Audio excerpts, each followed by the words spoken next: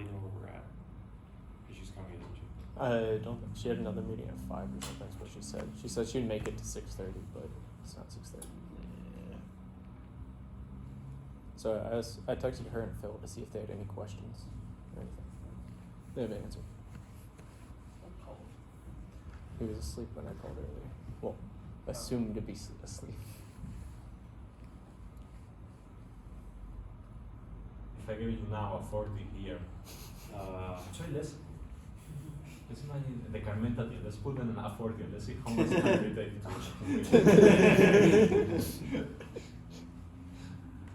okay. The presentation. Let me see the first year evaluation here. So it would be cool to derive some statistics. Please take a seat. It would be cool to derive some see how fast. Yeah. I think it'd be quite quick. So comments from the presentation I noted down and that we discussed already. Do you really have a backup day for the launch? Do you have a backup day for the launch or not? For like the launching of like different days, I haven't done that yet. No. You don't have it yet. Okay, No. that's important. I'm going to, yeah. It's just a matter of like putting new dates into the GMAT code, and it'll just run it all again. So that's just that's not a very No, that's time fine. I mean, you did a pretty awesome job with the code. For the EDL strategy, EDL, yeah. yeah, you had I think we commented on this. You had the Aero shell, right? Yeah, Retropropagation. We yeah. discussed the problem with retropropagation, the drag, Yeah. and so on. Have you thought about that further? Well, How you verified that with the EDL lectures? And in particular with the I scaling verified of- it with Deck. with Deck. Yeah, What did he I say? talked to him a lot about it. I'm very curious. He's the expert in EDL. Yeah, basically, well, even from my first talk to him about it, like early in the semester, and I talked to him later. Basically, from what he's talking about, is basically the only way really to do it right now is HIAD, just because mass requirements and how big is the fit. HIAD is kind of High is the high lift, right? like HIAD is the inflatable. The inflatable. He likes. So the Also, he Aster did shell- work on the inflatable, so there's some bias there. A little bit. Yeah, you will ask 10 different people and they will give you 10 Yeah. different answers. Well, even like from what I've been reading, NASA's like set that as like the game-changing technologies. And so they're pushing that a lot. And Lofted, they did the whole launch from low Earth orbit, and they tested it, and it came down. And from like they haven't like put out a whole report yet, but from like what they've said so far, it went very well. So on that front, I think HIAD's just better because really the main thing is like I've done a lot of math in the launch from Earth, like the trajectory from Earth, and how much SLS can put into orbit. Like if we're doing SLS, that using like the C3 SLS to put it straight to Mars, we can get 38 tons. Like total payload. So the HIAD's the only thing that fits within that. The rigid Aero shells, the high lift over drag ones are just so massive because even like I did the math on it, it'd weigh like 15 to 20 tons. And so that's just If too it is high. what it works, it is what it works. Yeah. Just make sure to justify very well the diameter. And then, okay, so you are Yeah. using From literature review, it shouldn't 20 is there what they're saying 20 to 25 for makes sense. 60-ton vehicles. And so and they've done about 10 for about 10-ton vehicles, so I'm going around 16 the number. The scaling factor is the ballistic coefficient. Yeah. You need to keep it constant. Yeah. So you need whatever amount of mass to scale it Yeah, down. our ballistic coefficient is roughly 100. Yeah. But in previous vehicle it was 160. Which one? The ballistic coefficient of the Viking era vehicles, it was there were some cases with 160. Sorry, what? I didn't hear you. These papers. This noisy guy. So we had I read somewhere that the ballistic coefficient of these vehicles, some of them was around 160. Well, But again, you of course need to consider that is a rigid structure. it depends on like the what kind of HIAD I guess you're using. Are you using a lifting HIAD or not? Mm-hmm. We'd probably use a lifting one with a lift to drag about 0.2, 0.3. Mm-hmm. So just because that makes sense in terms of just overall just like trajectory of EDL, being able to like target your point without using as much like thrust, because you can rotate and roll gives you direction. But I think from what the main thing is that a lot of HIAD things I've read, they don't really talk much about ballistic coefficient for some reason. They don't seem like overly concerned about it, just because you can build your HIAD to whatever size it's an inflatable.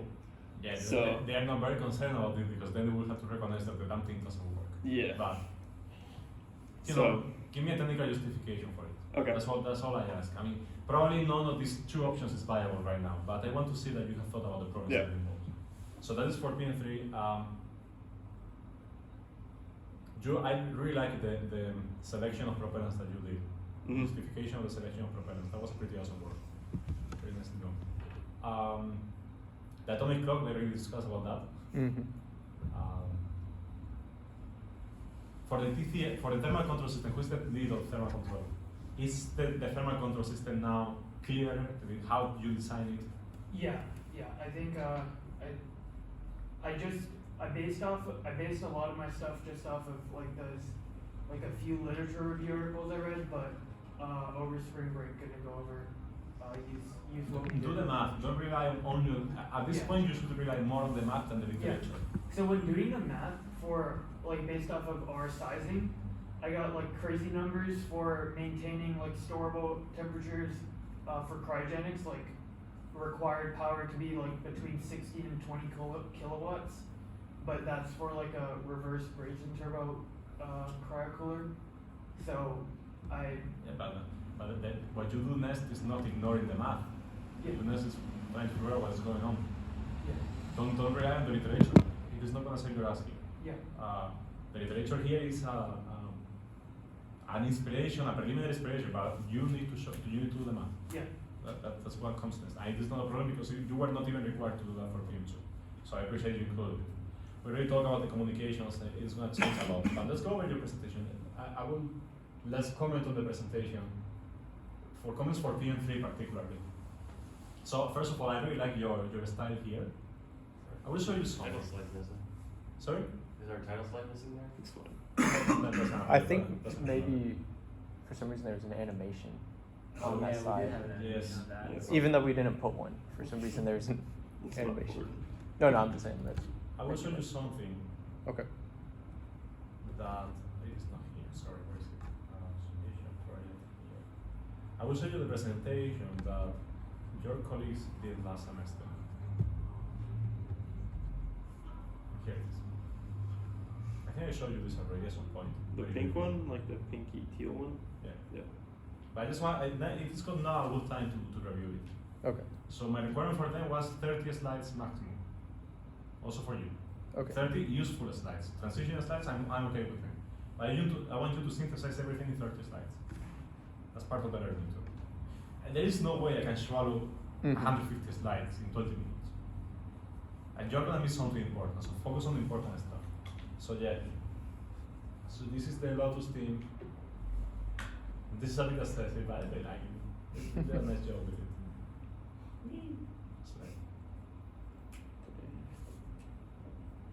So, I mean, this requires a ton of work, okay?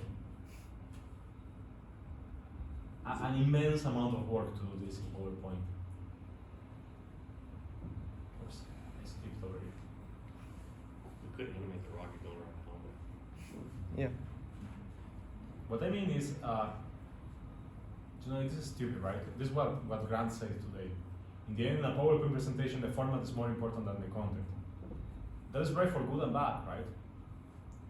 You take a look at this, and it's very, very clear. I mean, in some cases, this is just fanciness, right? But in cases like this, I will show you in a second what they did. Ooh, I like this slide. Kind of takes around logos. So they display the trajectory and not giving it enough time to think. Sorry, I want you to see this transition.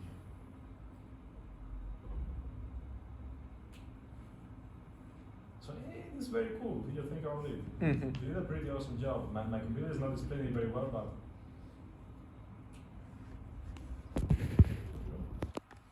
So you can see here how you can perfectly visualize everything that is happening here, right?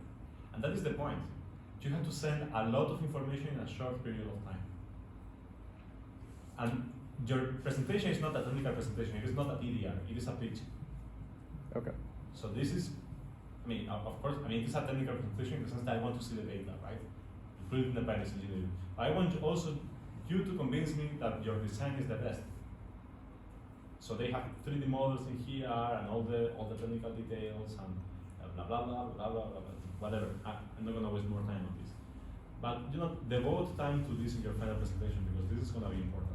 Yeah, I think the issue we had with PM2 is reconciling, like, we want to talk about our systems a lot and explain why we made this choice, why we made that choice, what we read, but we also had, like, 15, 20 minutes to get through No, all that's the fine. requirements that we had to get through in our presentation. No, and that's fine. I For mean, example, for even our PM3 was presentation. fine. For the Okay. PM3, I want to see a bit more fun in this. Let's say. Okay. And your thing was not bad at all. I mean, I'm gonna give you full credit for professional presentation. I mean, don't worry about it. So you want to go that step where people get amazed by your work, you need to do that. Okay. Well, kind of one of the things that we're wondering is, since we've already presented things in PM2, do we need to re-present those in PM3? For example, EDL and trajectory, they're finished, but they're basically finished. Do we need to present those in PM3? Yes, I want to see the final Okay. design because they are not finished. If you are doing things right, those things are gonna change. Okay.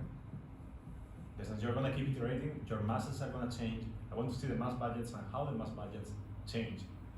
So even if you show me a plot with the mass now, the mass in the PM2, PM1, PM2, and PM3, how the mass evolve, I want to see how things change.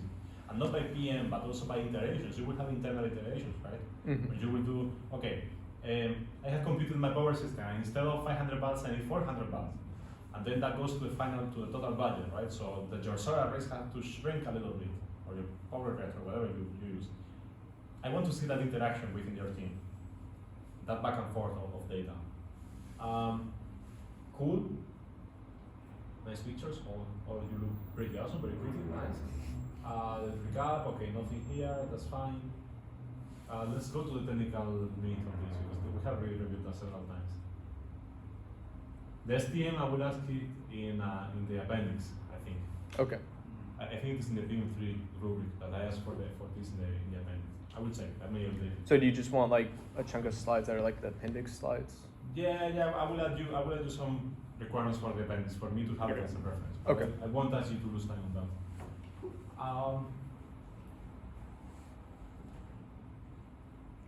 So one clear thing that you need to work on, and not only you.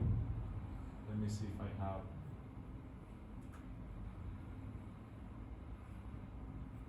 Are these your CAD models? No. Where did you get this from? Online. It should have the. We do have. There's citations. a slide at the end where they're all cited. All those images are. Yeah, no, I'm not asking because of that. I'm asking because this analysis is great. I see you have an idea, but I'm missing the CAD model. What is your design? Okay. In the sense that you're not really discussing your configuration. I want to see your configuration. I want to see the damn thing, right? I want to see a CAD model with where do you put the thrusters, where do you put the solar panels, where do you put the ADCS system for the vehicle. I want to see all that. I want to see the packing configurations. How do you store everything into the drag shield or whatever you have there? Just We do have that at the end. sorry. There's a CAD model. Yeah. It's a basic one, but there's a Yeah, CAD we have model. one at that. It's not as it doesn't get the specifics. You see, this is the problem of swallowing 150 slides. That I don't. Most of those a lot of those are hidden in the file I emailed you Okay, yesterday. good. Jesus Christ, man, you practice the death by PowerPoint. One of them are also the decision ones, so they're duplicates, and then like the next slide is the. Instead of like transition. Grayed out or.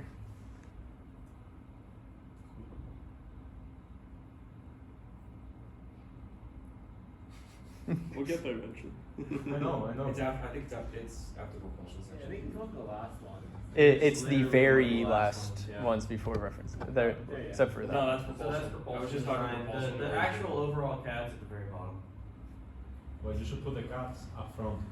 Okay. When you talk about the card, you're talking about the configuration. Is this? Yeah. Yeah. Okay, there is some work in here. I like it. I just feel you need to mature this more, and the transfer vehicle too. Do you have a card for that? No. Not yet. That is important. The AWA is asking you for the transfer vehicle this time, Okay. and justify selection of the transfer vehicle. It's a good PM2 card. I want to see much more work in the final. It is the product. It is what you have to display first. Mm-hmm. And you need to explain the configuration first. So we have put that there because that's what we thought about this. And the volume that we need for propellant is that because that's what our equations tell us, and we're using this propellant. And then you do the summary, and then if you want, you can go subsystem by subsystem. But up front, put the meat of the presentation, your design. Okay. And then we can go over it and we can discuss it, and it's going to be much clearer. You can say a lot with a model like this one. Don't leave it until the end when I'm just destroyed after 100 slides, right? you can say really a lot of your configuration. For instance, one thing I think about here, why do you have 4 engines and 2 stages? For which one? For the For the fuel tank? for the Aster. Yeah, for the propellant. That layer. was to meet our thrust weight ratio targets without, adding too many thrusters and costing. What happens if one of them goes away? Can you still Everyone. make it? They have relight capabilities. That's our overarching excuse. They're what? They relight, hopefully. The thrusters, the specific thrusters we chose have the capability of relight. They also use propellant that doesn't have high carbon buildup, so they're a little bit better at relighting, and that was one of our things. So if we ever have a thruster go out, we have the capability to try and relight it. Also, there was some, at least in my calculations, I allowed for propulsion to have a little bit of extra leeway in the propulsion, in the thrust we needed. Okay, so you're basically telling me that if one thing goes away, you cannot increase the thrust in the other, right? Yes. How sure are you of that? Well, it's all about the thrust characteristics of our individual. Because the main thing is, like, for EDL, our thrust requirement is roughly about 0.8 meganewtons,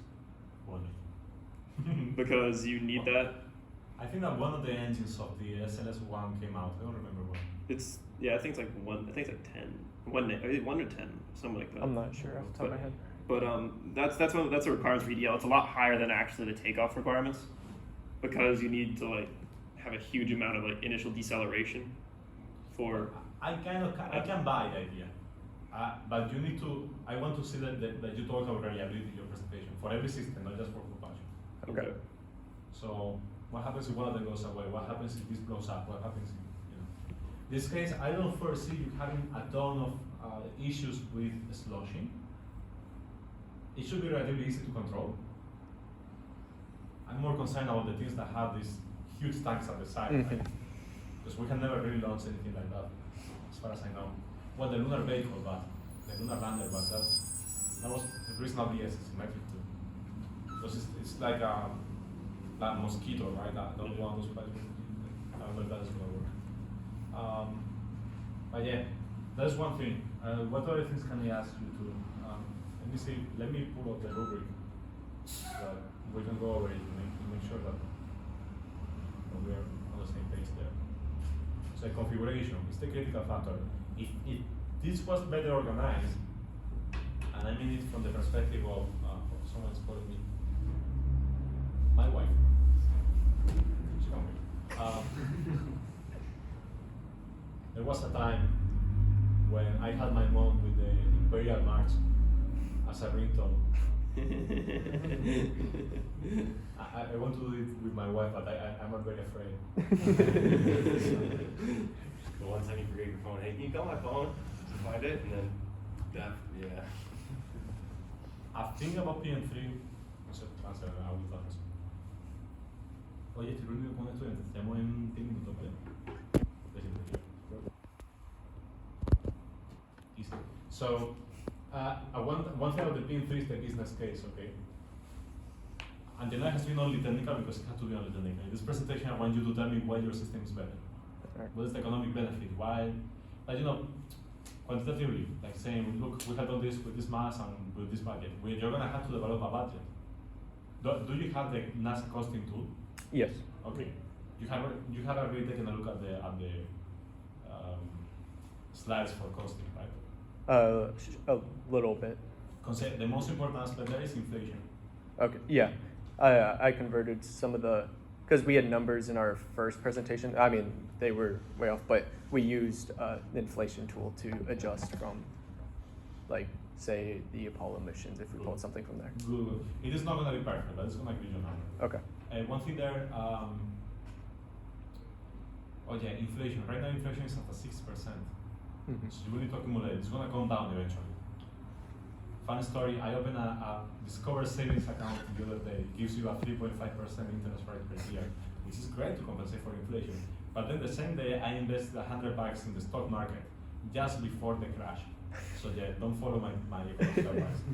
But do use the tool and give me a budget, okay? All right. So the business case, give me the business, but be specific, right? Convince me, not so, oh no, we want to advance space exploration and human mankind. Bullshit. Nobody will give you money for that, okay? What is the benefit? I'm NASA, I want to buy your idea. How do you convince me for that? Reliability, cost, mass, budget, whatever. Convince me. Okay. All right. And devote 2 or 3 minutes of the presentation to that at the very beginning to make your case. Define your mission, show me the economics, show me the architecture, show me the CAD model. Okay. Show me what you have in there. Do you watch Rick and Morty? Then we go to forest assistant, and there is something here very important. I want you to split this by main vehicle. So you have 3 vehicles, split this in 3 parts, and give particular attention to the modes and phases of every vehicle. So how is the vehicle behaving at every time? How are the different subsystems behaving and operating at that time? How much power do they need at every phase of the mission? Okay.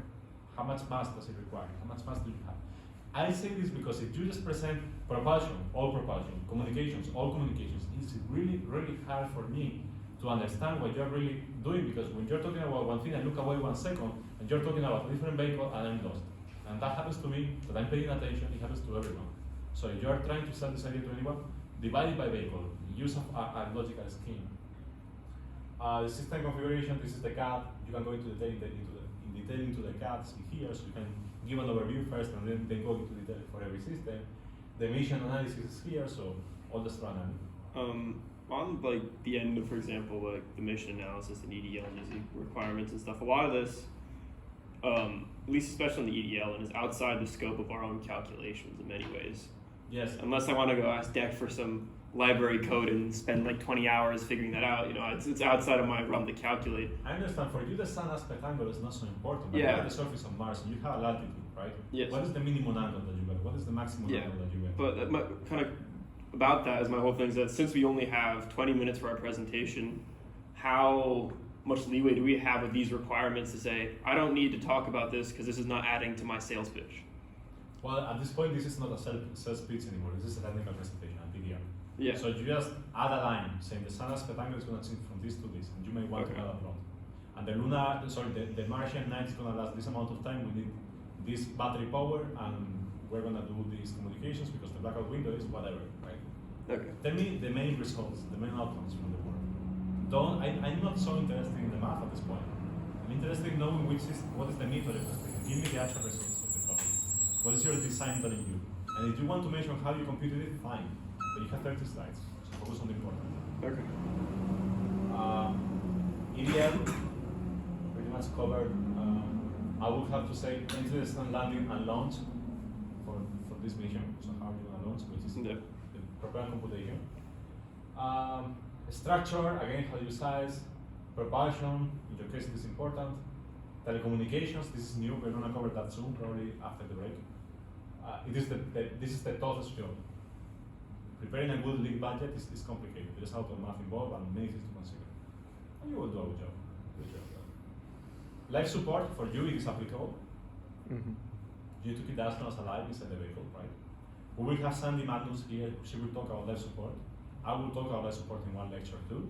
There are many correlations that you need to apply in there that are important for your work. So make sure to read the slides. I know there are many slides, but they're very fun. This is wonderful. It's fun. If everyone likes plants, so read this. Power, attitude control. In your case, attitude control is kind of because you only apply attitude control during the landing phase and during the launch. I want to say, explore how attitude control is implemented in a launch vehicle or an EDL vehicle. And that high level analysis is going to be enough for attitude control. Thermal control system, important, convection in your case, growth estimation. ODH is the data and the data bases and how the data is being transferred inside every vehicle independently. It looks very strange because this is not something that you cover in your undergrad, but in the end, it's a diagram with a few high-level decisions on your architecture. That's all I want. And cost and risk management. I will want to see a risk matrix. I will want to see a costing estimation. If there are any secondary vehicle, like you have a small rover, a small helicopter, anything that is not really so relevant to your mission, a very high level analysis is fine with it. But in your case, you have 3 main vehicles, so I want to see work on every one of them. Sorry, this is from the last semester. I need to update this. And here in the appendices, the new organization requirements, I will add the STM and other things so that you can unload the presentation. Okay. Again, shouldn't exceed 30, 40 slides. Okay. Yes? And that does not count the appendix and the No, presentation. no, the 30, 40 slides of the meat of the presentation, not the appendix or the transition slides. The grading rubric is very similar. Here, we give, I believe, more importance to the quality of the proposed design because at this point I'm evaluating the quality of your work. So, that's it. The rest will be the same. Which questions do you have? Where do you need help?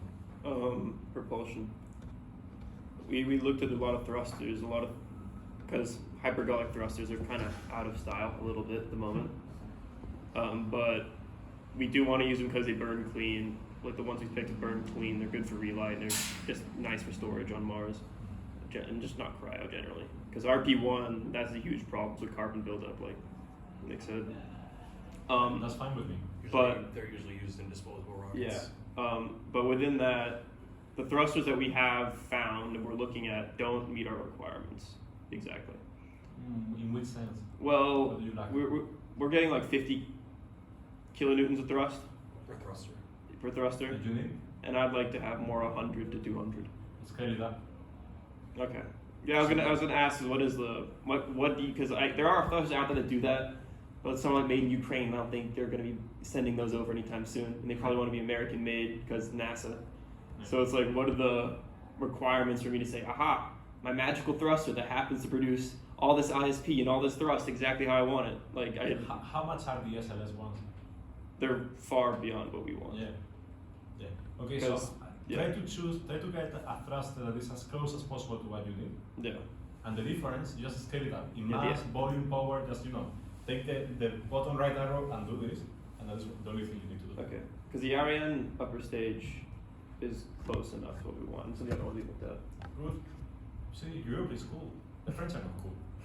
I don't like the French. Yeah, we had the OME, the Agena, and Yeah. the XLR 132. There's So- newer versions of them. But basically, part of my proposal is those are a lot of older engine styles, but there has been work to developing modern versions of them using higher compression or higher pressure in the chambers, which gave them better. So those about 50 kilonewtons are actually the new for the redesign, but they're also still like similar size to the original ones, so we could scale from there. One thing, sorry, you can just give me an idea. One thing you can do is you can size the thrusters for a bit more of thrust, like 20% more of thrust or anything, right?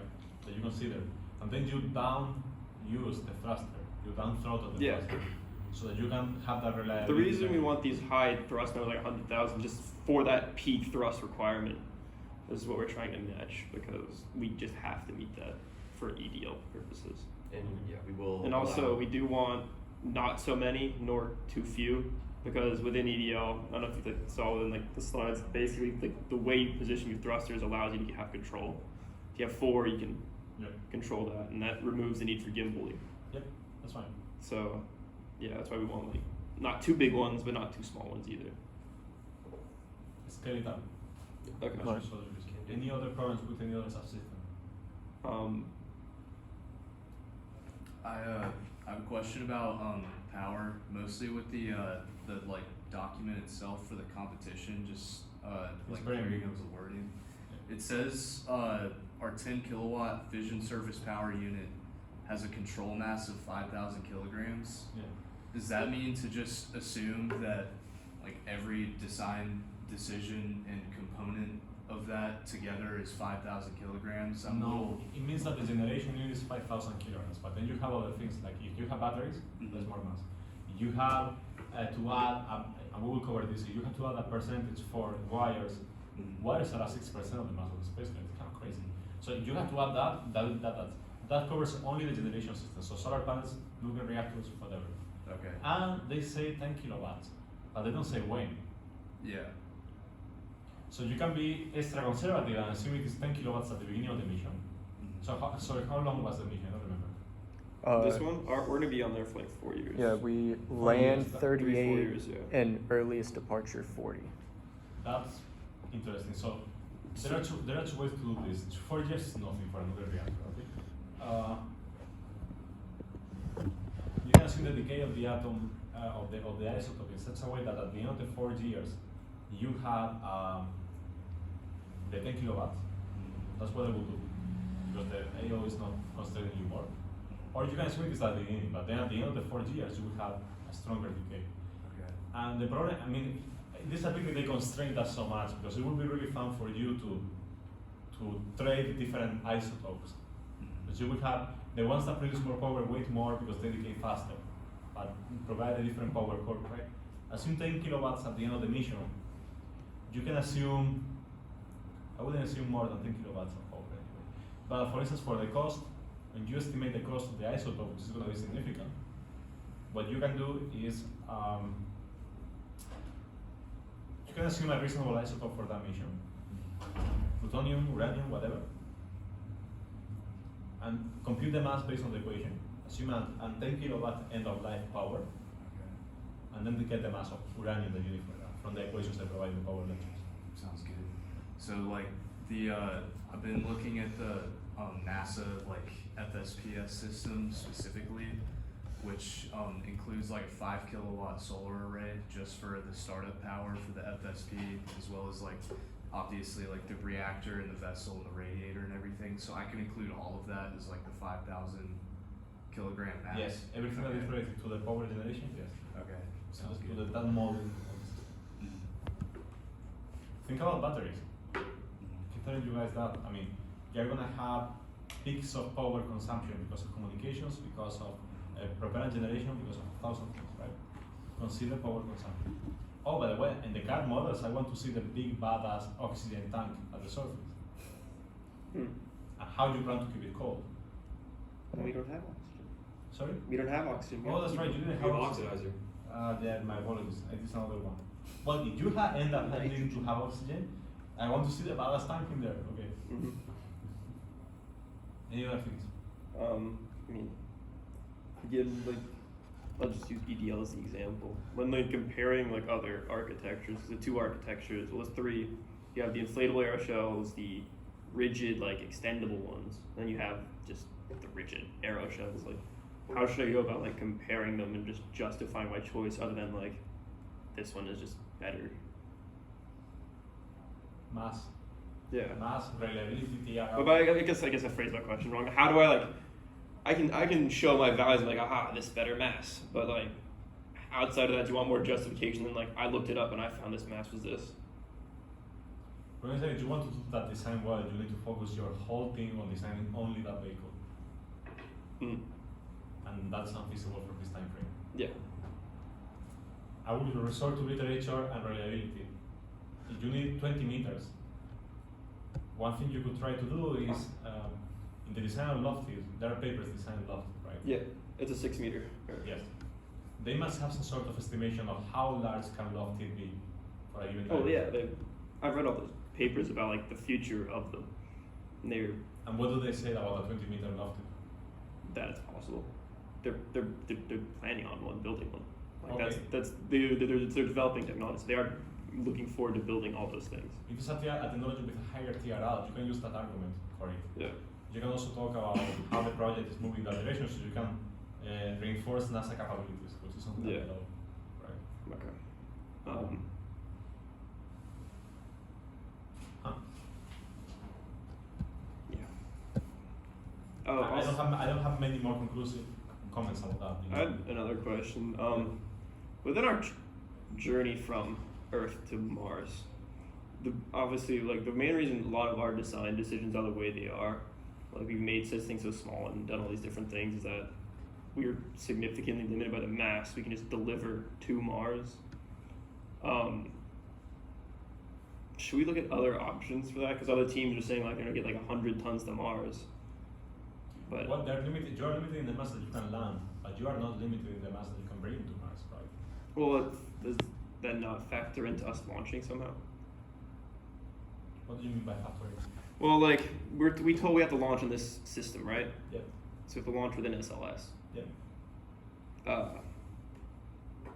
I can't. I mean, if I say I want to use 4 different SLSs to push me all the way to Mars, get all my mass over there, it doesn't make for a great proposal. If there is a strong, I mean, you don't need to include that information at the AAA, right? Or you can. I would include it based on if the analysis is solid and you present the case very well and you tell me, hey, we're gonna do this because A, there is no other way, or B, we simplified architecture so much with this approach. Yeah. I'm gonna buy it. Very simple. The AAA is not asking you for that assembly because they probably think it is too complicated or too unfeasible at this point. But for me, if you tell me we're going to use 4 SLS and we're going to assemble them in orbit and then only to the surface. As far as you explain it and justify that very well, I'm fine with any architecture you come up with. Mm-hmm. And within the AIAA portion, because we are doing that, and we're probably going to write to that. For example, trajectory, all these things, they're not within AIAA's scope. How should we include those within that? What I'm quite asking is maybe in your experience, do you think AIAA likes more information that they don't ask for, or they really wanted to keep it very focused? Honestly, it is arbitrary. It depends on the reviewer.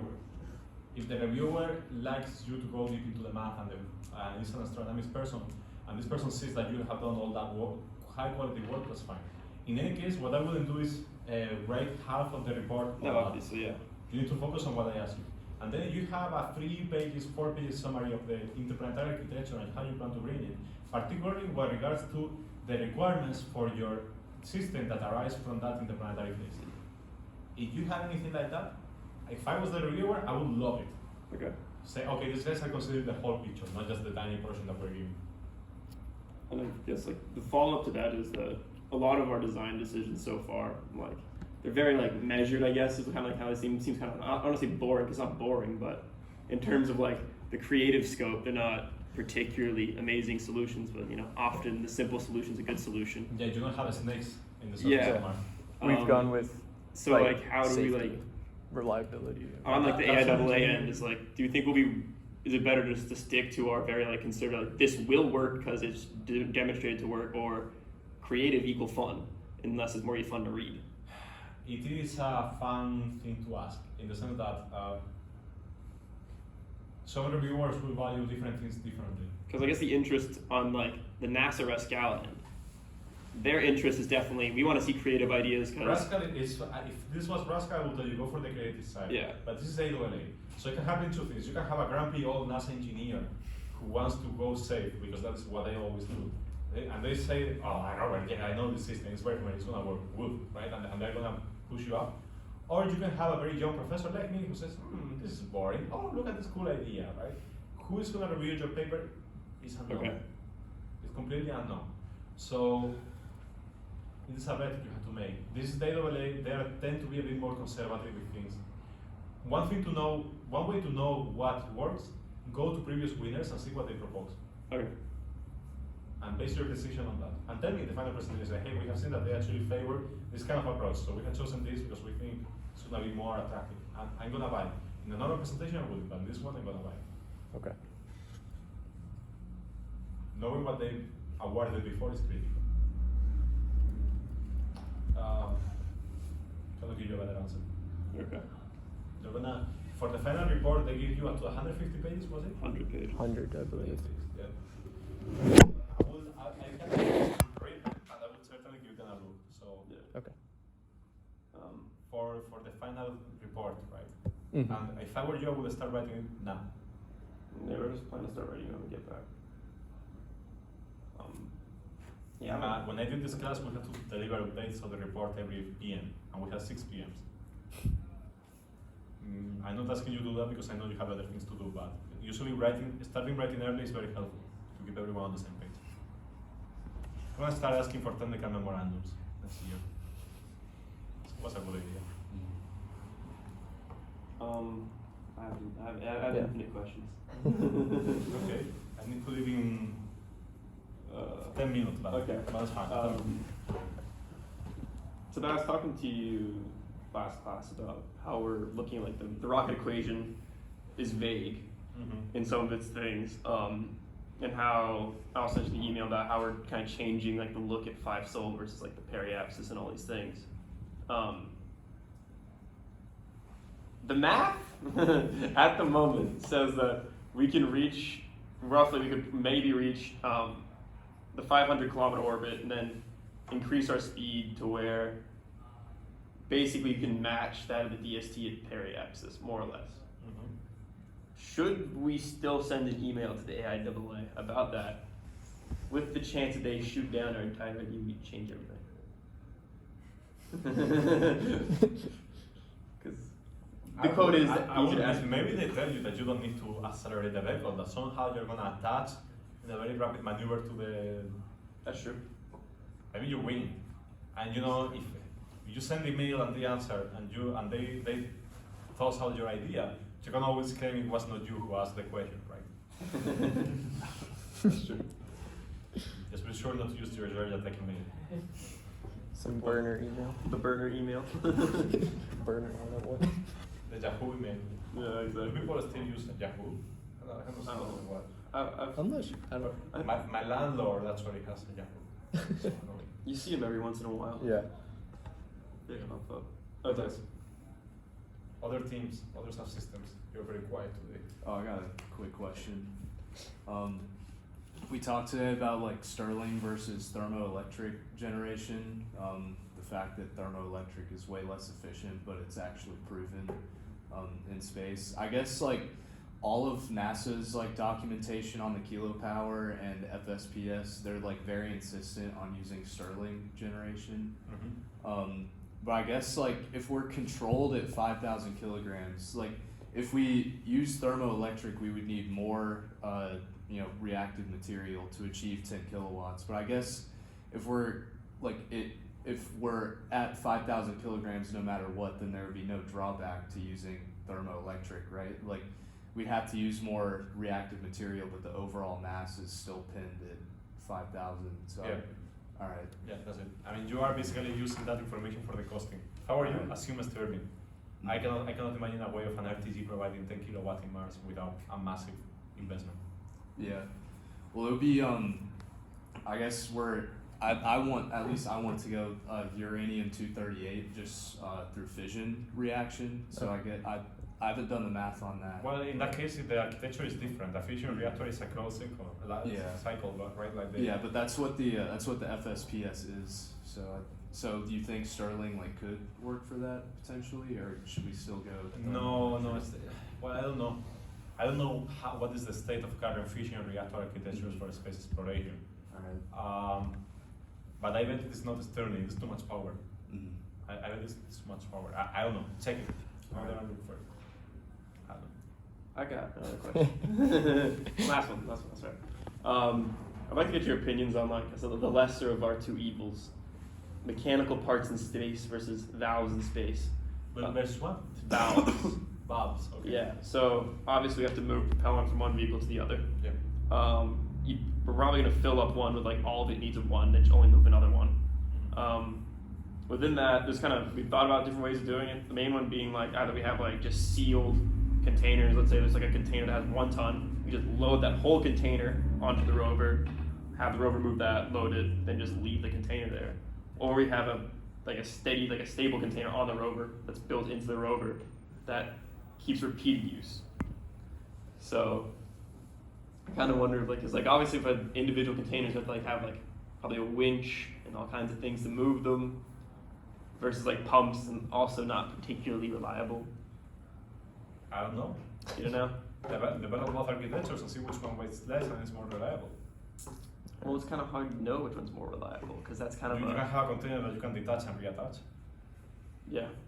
Potentially, I wouldn't recommend it, but hey, Mm-hmm. you need to think about the fluidics of it. Yeah. It's gonna be tricky because you have less gravity, 1/3. So, or it was actually 3/8. So, you don't need a winch for that. I don't know. Honestly, I don't. You need to go there and try. Maybe you have some sort of robotic arm with a very small span that you can just position it and touch. That's what we were. Yeah. Aster Scale is doing something like that for on-orbit servicing. But your opinion is that overall mechanical moving parts very bad Yes. versus a Particularly pump in or a something dusty like that. environment like Mars. Yes. Okay. some students get pissed at me when I say this because I toss out their ideas, but it is true. I mean, Yeah. Okay. it is amazing how many good designs that the Stirling engine they got tossed away because of moving parts. I find it very annoying, but it's the way it is. And lastly, have you ever heard of like treads used on Mars, like versus wheels, like treads? You want to send a tank to Mars? Well, just because like we have such a large because we would like to move large amounts at a time. I bet there is. I think I read once about the trade-off between wheels and the tank structure. I think after a certain mass, the tank structure starts becoming more interesting, right? Because you're effectively increasing the surface area. Yeah. So for the mass that you need to transfer, probably it's interesting to consider something like that. Okay. Think about it. I'll see what I find. And then add a cannon on top too, in Yeah. case the Chinese are landing too. Shoot him in the sky. Yeah, if it's D-treads, it's game over. Yeah, how we power it. So you can have a sprocket be on like towards the bottom, so you can fit, Yeah. you can have wheels within the treads Yeah. as Yeah, well. like the Like you can have a redundant system. those old around British it. tanks. Yeah, what are yeah. they called?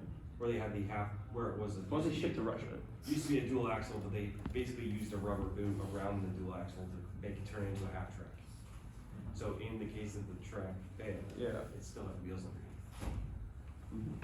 Yeah, this structure with the Yeah. six wheel. My concern is the stuff getting into the tracks and the treads and like in all those gears and just bad things. Because tanks are like notably unreliable. Well, it's- Yeah. I'll have to look into it. I didn't have lunch today, guys. Yeah. Neither have I. I have one You're last question. Come on, bro. You can sit there silent. Well, so for thermal control, I know I do like those calculations, figure out like use that to figure out what power I need. Like I'm having trouble figuring, or at least based off what I've done so far, understanding how I go from that to my final decision, design decision. Mostly because they're. It is easier than you think. You compute the power budget, right? Not the power, but the thermal power budget. So Yeah. how much power do you need? Yeah, From that, you get a temperature. It's the equilibrium temperature. sure. And then that power budget that you have computed, you have several parameters like the film coefficient, right? Yeah. Or for the convection. You have the Nusselt number that influences the film coefficient in case of forced convection and free convection. Usually you will have to choose a forced convection scenario and a free for the hot case. So you're going to have those parameters, and what you're going to have to model is how do I design my external surfaces and my insulation layer so that I get the temperature that I want. And that is basically tuning the parameters of your balance equations. So in the case of space, you have emissivity and sortivity. So you choose technologies that provide you the emissivity and sortivity that you want. In the case of Mars, you have a layer of insulation that has a certain thickness, right? That is what you need to play with. Okay, so do I consider like every surface of my body? Do I consider every surface the same, or? Yes, consider a sphere. Okay. Have you read that joke about considering a spherical cow? Yeah. I need to remember the study there. So it was a conversation between a physicist, an engineer, and a mathematician. I will try to repeat that one. Any other thing? You can go eat. No, hold on. I have a short question. Okay. Do you have specific dynamics equation in like orbit transfer and like ideal phase? Because Do you remember that email I sent you about Saturn? This chapter, this section in Saturn that provides the equations for the launcher, and for EDR the equations are the same that we have on the slides. You can have a 6 degree of freedom simulator too, but I don't recommend you do it that way. And I have an attitude control code in Simulink that I can share, particularly for the WaterSat teams, on a CubeSat. I actually have it at home. As soon as I get home, I will load it so you can reuse my codes in Simulink. It is a full attitude control system. Okay. Thank you. You're welcome.